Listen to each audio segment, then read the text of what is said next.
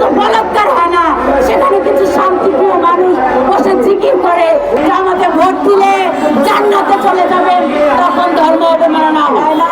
স্বাধীনতার ৫৫টি বছর পার হয়ে যায়, অথচ আমার সোনার স্বাধীন বাংলাদেশে মানুষকে কুপিয়ে পিটিয়ে হত্যা করে।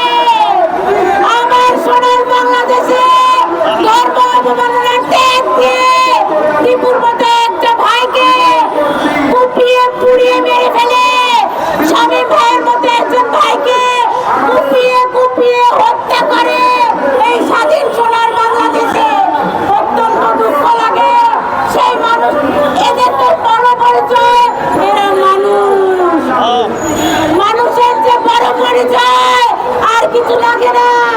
তারপরেও একজন মানুষের মতো দেখতে হয় না।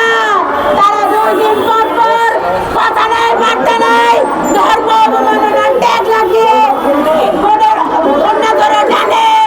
আমার ভাইয়ের আগুন গায়ে আগুন দেয়, কবর থেকে লাশ উঠিয়ে সেই লাশে আগুন দেয়, জ্বালাও পোড়াও করে, মাজার ভাঙচুর করে।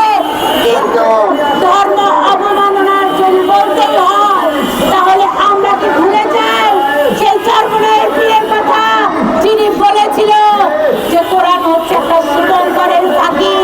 সেই চরমনায়ের পীরকে একটা থাপ্পড়ও তো কেউ দিল না।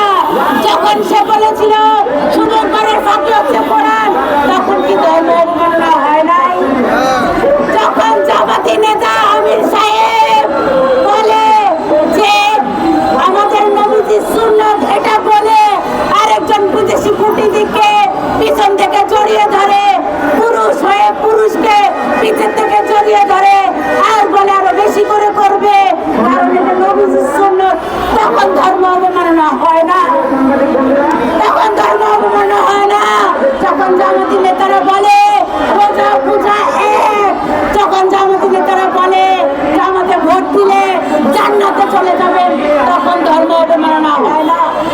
ধর্ম শুধু একজন পীরে অবমাননা করে, ধর্ম শুধু একজন অন্য ধর্মের মানুষ অবমাননা করে।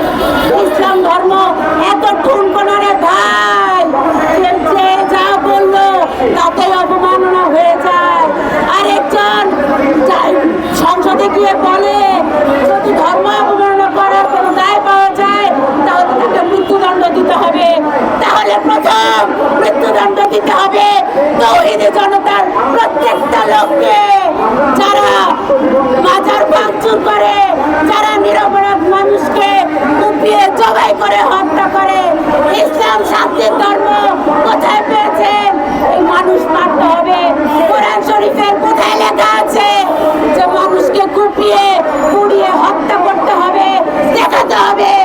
যেখানে থানা আছে, পুলিশ আছে, আইন আছে, কাঠামো আছে, সেইখানে তৌহিদি জনতা কি? আমরা সেটা জানতে চাই। তৌহিদি জনতার এত উৎপাত দিনের পর দিন বেড়েই চলেছে।